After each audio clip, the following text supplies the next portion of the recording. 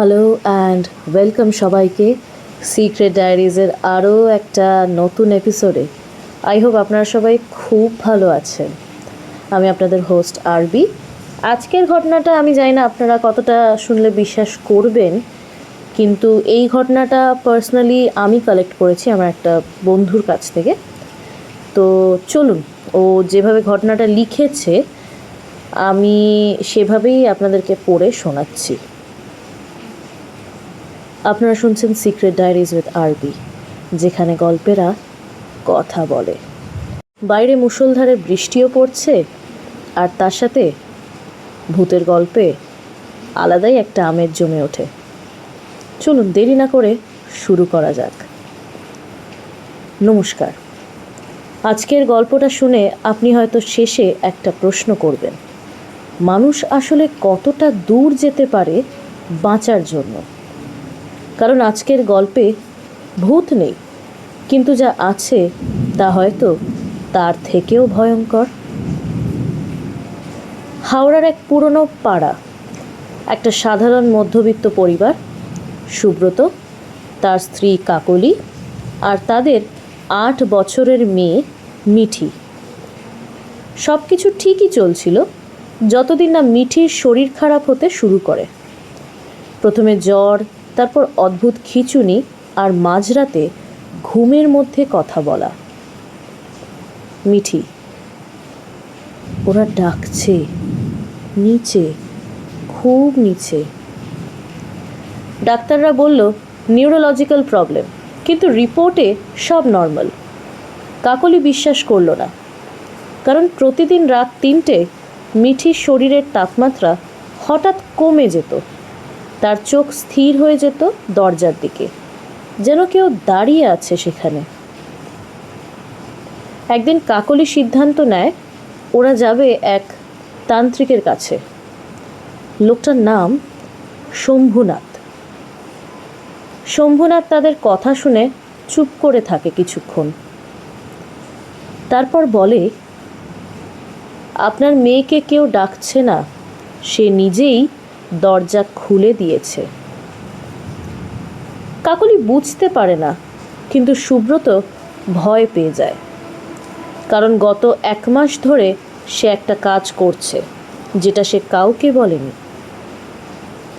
কি মনে হয় আপনাদের, সুব্রত কি কাজ করছিলেন? চলুন দেখা যাক আগে কি হয়েছে। সে প্রতিদিন রাতে বাড়ির ছাদে গিয়ে একটা পুরনো মন্ত্র পড়ে সাধনা করত কিছু, কারণ তার ব্যবসা ভেঙে পড়েছিল, টাকার দরকার ছিল, আর কেউ তাকে বলেছিল একটা ছোট্ট আহুতি দিলেই সব নাকি ঠিক হয়ে যাবে। তাই সে আর বেশি বিচার বিবেচনা না করে সেই কাজেই মন দেয়। শম্ভুনাথ তখন সুব্রতর দিকে তাকিয়ে বলে, তুমি কি দিয়েছো জানো? সুব্রত কাঁপতে থাকে, তারপর বলে, আমি তো শুধু একটু একটু রক্ত। শম্ভুনাথ হেসে ওঠে, একটা অদ্ভুত ঠান্ডা হাসি। না,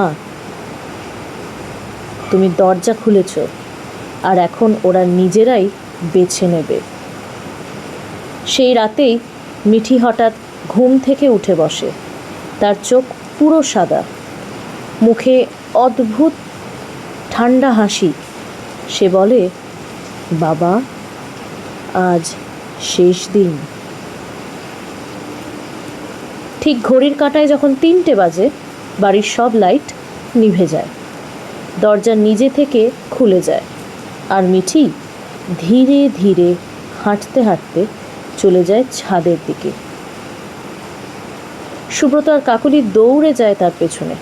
ছাদে গিয়ে দেখে মাটিতে আঁকা এক অদ্ভুত চিহ্ন, ঠিক তারার মতো, আর মাঝখানে দাঁড়িয়ে মিঠি। সে হাত তুলে নিজের বুকের দিকে ইশারা করে বলে, এটাই চেয়েছিলে, তাই না? পরদিন সকালে পুলিশ আসে। রিপোর্টে লেখা অ্যাক্সিডেন্টাল ফল। মিঠি ছাদ থেকে পড়ে মারা গেছে। কিন্তু গল্পটা এখানে শেষ নয়, কারণ মিঠির মৃত্যুর পর সুব্রতর ব্যবসা হঠাৎ করে ঘুরে দাঁড়ায়। টাকা আসে, সাফল্যও আসে, সব ঠিক হয়ে যায়, শুধু একটা জিনিস ছাড়া। প্রতিদিন রাত 3টে সুব্রত শুনতে পায় একটা ছোট্ট কণ্ঠ, বাবা আর একটা বাকি আছে, আমাদের জায়গা খালি। হ্যাঁ, কারণ শম্ভুনাথ যেটা বলেনি, এই সাধনায় একটা আহুতি কখনো যথেষ্ট হয় না।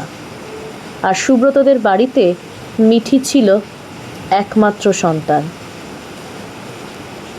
তাহলে কি মনে হয়, দ্বিতীয় আহুতি কার হতে চলেছে? আপনি যদি কোনোদিন সহজ পথে বড় কিছু পেতে চান, তাহলে মনে রাখবেন, প্রত্যেক শর্টকাটের শেষে কেউ না কেউ অপেক্ষা করে। কিছু না কিছু আপনার জন্য থাকবেই। তাই শর্টকাট না বেছে না হয় লং কাটেই গেলেন। শুভরাত্রি। আপনারা শুনছেন সিক্রেট ডায়েরিজ উইথ আরবি, যেখানে গল্পেরা কথা বলে। এই ছিল আমার বন্ধুর থেকে সংগ্রহ করা একটা ঘটনা।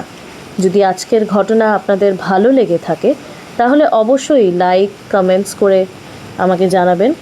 অবশ্যই চ্যানেলটিকে শেয়ার করবেন, আর হ্যাঁ, বেল আইকনে কিন্তু ক্লিক করতে ভুলবেন না।